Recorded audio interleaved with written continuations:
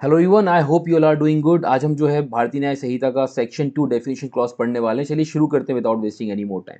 अच्छा, इसको शुरू करने से पहले अगर मैं आपको जनरल एक आइडिया दूं तो पहले आपका क्या होता था, आईपीसी के अंदर हम कहीं पर भी कुछ दिया हुआ था, जैसे कि डॉक्यूमेंट 28 में दिया हुआ है, 30 में वैल्यूएबल सिक्योरिटी दिया हुआ है ना, पब्लिक सर्वेंट, जज, यहाँ वहाँ दिया हुआ था। अब जो है आपका भारतीय न्याय संहिता के अंदर बहुत ही सिस्टमैटिकली ना अल्फाबेटिकल ऑर्डर इन्होंने यहाँ पर मेंशन किया हुआ है हर चीज़। जैसे कि आपका शुरुआत होती है सेक्शन 2 के 1 में एक्ट से, ठीक है। तो ऐसे ए बी बी सी जिस तरीके से फॉलो करेंगे आपका प्रॉपरली बहुत दिया हुआ है, तो इजीली हमें याद करने में इतनी ज़्यादा प्रॉब्लम नहीं होगी। चलिए शुरू करते हैं। तो जैसा कि हम बात करें, सबसे पहले आपका एक्ट दिया हुआ है 2 के 1 में, और अब आईपीसी से हम कंपेयर करेंगे, जैसे मैंने ऑलरेडी आपको बताया। तो सेक्शन 33 आईपीसी का डील करता था। एक्ट और ओमिशन दोनों वहां पर दिए हुए थे, बट यहाँ पर एक्ट और ओमिशन को अलग अलग बताया गया है। डेफिनेशन ऑलमोस्ट सेम है, तो चलिए हम डायरेक्ट आपकी डेफिनेशन की बात करते हैं। Okay, so as you can see on your screen, आपका एक्ट का मतलब क्या है? Act as well as a series of act as a single act. अब देखो, जनरली सबसे पहले समझो कि एक्ट क्या होता है। एक्ट मतलब something voluntary done by a person. Voluntary मतलब स्वेच्छा से आपने कुछ किया, वो एक्ट है, ठीक है। अब एक्ट जो है यहां पर सिर्फ कोई पर्टिकुलर या कोई स्पेसिफिक एक्ट नहीं। यहां पर आपका एक्ट के अंदर कोई सिर्फ पर्टिकुलर या कोई स्पेसिफिक या इंस्टेंटेनियस एक्ट ही नहीं, बट साथ ही साथ आपका सीरीज ऑफ एक्ट, मतलब एक से ज्यादा एक्ट भी आपका यहाँ डिनोट करता है, इंक्लूड करता है। और ये बात Om Prakash versus state of Punjab 1961 में भी बताई गई है। वैसे ही आप ओमिशन देखोगे, आपका वहां 33 था, ओमिशन यहाँ पर 25 में है, राइट। यहाँ पर बीएनएस के अंदर ओमिशन आपका 25 में दिया गया है। डेफिनेशन वही सिमिलर है, single omission as well as a series of omission. अब ओमिशन क्या होता है?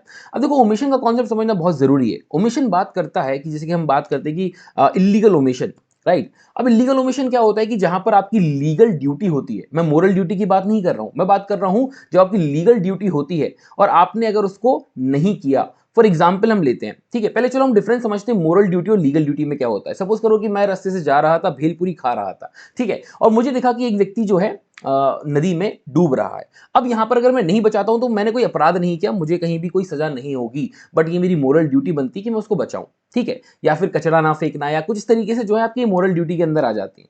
बट हम वहीं पर अगर बात करें कि एक पुलिस ऑफिसर जिसको ड्यूटी असाइन की गई है कि कोई भी अगर कॉग्निजेबल ऑफेंस करता है, कोई गंभीर अपराध करता है, तो आपको एफआईआर वगैरह लिखनी है, या फिर आपके सामने झगड़ा हो रहा है तो पीस वगैरह मेंटेन करनी है, और वो नहीं करता है, तो ये आपका इलीगल ओमिशन कहा जाता है और ये एक अपराध है, राइट। तो देखो, ओमिशन क्या बात करता है? Liability for an omission requires a legal duty to act. अब moral duty to act is not sufficient. Moral duty sufficient नहीं है, लीगल ड्यूटी होना चाहिए।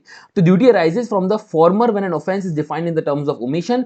दिस इज द सिचुएशन जहां पर लेजिस्लेचर ने इसको एक अपराध बताया है, राइट। तो ओमिशन में single omission as well as series of omission आपका इंक्लूड है, इस चीज को ध्यान रखिएगा। अच्छा, ये हम पढ़ तो लेते हैं डेफिनेशन, बट हमें वर्ड्स के मतलब नहीं पता होते, ये एक बहुत बड़ी प्रॉब्लम है। तो आई होप कि आपको थोड़ा सा क्लैरिटी यहां पर मिलेगी। चलिए, देन हम आगे बढ़े तो आपका सेकंड जो है, ए से एनिमल आपका यहां पर शुरू हो जाता है बीएनएस के अंदर, राइट।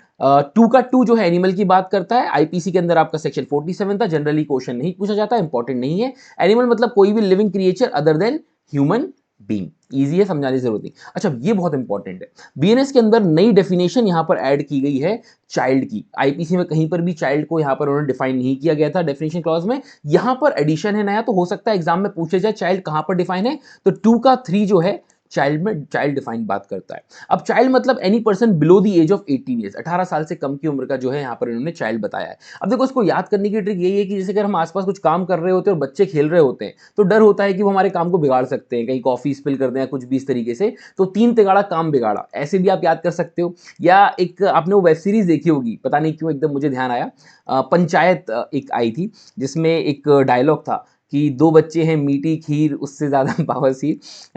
जस्ट किडिंग, बट आप ऐसे भी याद कर सकते हो कि यहाँ पर 3 दिया हुआ है। तो आई होप आप समझ रहे हो मैं क्या बोल रहा हूँ। चलिए आगे बढ़ते हैं। देन अगर हम आगे बात करें तो आपका ये बहुत इंपॉर्टेंट डेफिनेशन है, सेक्शन 28 में आपका काउंटर फीट है ना, कूटकरण की बात करता है, और यहां पर आपका 2 के 4 में दिया गया है। अच्छा, इसकी ट्रिक आपको बता दूं, कुछ नहीं करना है। अगर आपको याद है, अगर आपने आईपीसी पढ़ा हुआ है 28, तो कुछ नहीं करना है, बड़े वाले को छोटे वाले से डिवाइड कर दो, 8 डिवाइड बाई 2, तो आपका आ गया 4। ठीक है, इजी है। 2 के 4 में आपका काउंटर फीट दिया गया, ट्रिक भी मैंने आपको दे दी। अब देखो, कूटकरण क्या होता है, बहुत ही ईजी है। एक व्यक्ति को कब कहा जाएगा कि उसने ऐसा किया, काउंटर फीट किया, कूटकरण किया, जब वो एक चीज को रिजेंबल करता है दूसरी चीज से। अब वो क्या हो सकती है, राइट? जनरली हम इसको कॉइन और करेंसी और आपका फॉर्जरी है ना, ये पेपर डॉक्यूमेंट्स को लेकर करते हैं। बट मैं एक बहुत जनरल एग्जांपल अगर आपको दूं, तो सपोज करो फॉर एग्जांपल कि आपका काउंटरफीट बात करता है कि एक चीज को आपने दूसरी चीज से ऐसा रिजेंबल किया, और यहां पर इंटेंशन की भी बात करता है कि आपका इंटेंशन है by means of that resemblance कि आप प्रैक्टिस करोगे डिसेप्शन, मतलब प्रवंचना। कि आपने जो ये सपोज करो ये कॉइन बनाया या आपने ये नोट बनाया, ठीक है? अब ये नोट बनाया तो यहां पर आपका आशय है क्या?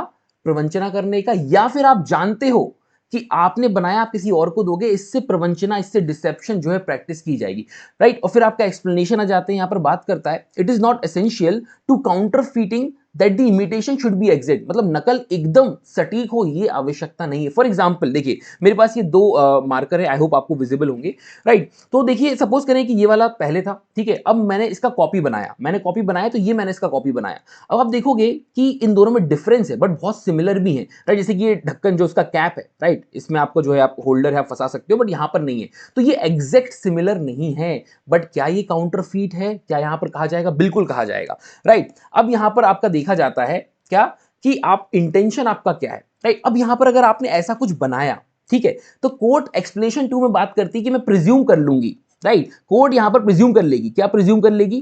कि अगर आपने ऐसा कुछ रिजेंबलेंस क्रिएट किया, इसका मतलब आपका इंटेंशन था डिसेप्शन करने का, या फिर आप जानते थे कि इससे डिसेप्शन प्रैक्टिस किया जाएगा, राइट? तो ये प्रिज्यूम करे, it shall be presumed until the contrary is proved. तो क्या आप रिबट कर सकते हो? हाँ, ये रिबटेबल है, ये रिबटेबल है, आप रिबट कर सकते हो, आप कॉन्ट्ररी प्रूव कर दो कि नहीं साहब मैंने इस कारण से नहीं बनाया था, कोई और रीजन था, जो भी है, राइट? तो ये आप कर सकते हो। तो बेसिकली काउंटरफीट कूटकरण मतलब जब एक चीज दूसरी चीज से बहुत ही सिमिलर दिख रही हो, right? Intention by means of that resemblance, जो आपने ये सिमिलर दिख रही है, इससे आप क्या डिसेप्शन क्रिएट कर रहे हो, आप जानते हो कि डिसेप्शन प्रैक्टिस किया जाएगा, तो ही ये काउंटरफीट कहलाएगा, राइट? आई होप क्लियर है।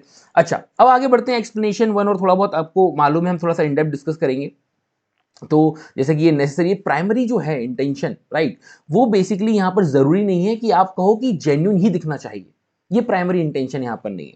इतना सफिशिएंट होगा कि रिजेंबलेंस ऐसा है कि कोई धोखा खा सकता है, कोई यहां पर जो है क्या होता है, प्रवंचना हो सकती है, डिसेप्शन क्रिएट हो सकता है, उतना आपका सफिशिएंट होगा। तो फिर कोर्ट प्रिज्यूम कर लेती है कि आपने ऐसा किया, अदरवाइज आप प्रूव करें, राइट? चलिए, ये आपके कुछ मेन इंग्रेडिएंट्स है, तो इनको आप पढ़ लेना, आप ये पीडीएफ आपको टेलीग्राम पे मिल जाएगी, तो आप इसको पढ़ते रहिएगा। एक इंपॉर्टेंट बात यहां पर हम कर लेते हैं कि जो वर्ड है काउंटरफीट का, जनरली हम कैसे अपराधों में पढ़ते हैं इनको, जो आपका चैप्टर 12 के अंदर दिए गए हैं, आपके आईपीसी में 12 में दिए थे, अब बीएनएस में आप चैप्टर 10 में पढ़ोगे, राइट? कॉइन्स को लेके, काउंटरफीटिंग कॉइन्स को लेके। और दूसरे आपके बात करते हैं डॉक्यूमेंट एंड प्रॉपर्टीज को लेके, जो कि आपका चैप्टर 18 आईपीसी में भी था और चैप्टर 18 आपका बीएनएस में भी आप देखोगे, है ना? फॉर्जरी वगैरह और ये वाले अपराध जो है आपके आ जाते हैं, जो यहाँ पर हम डील करते हैं। जनरली काउंटरफीट वहां पर शब्द हमें देखने को मिलता है, वहां पर हमारे काम आता है। आई होप आपको यहां तक समझ में आया होगा। मिलते हैं नेक्स्ट वीडियो में, till then take care, bye bye. In case of any doubt, in case of any queries, please do ask in the comment box and I'll try to reply as soon as possible. Thank you so much.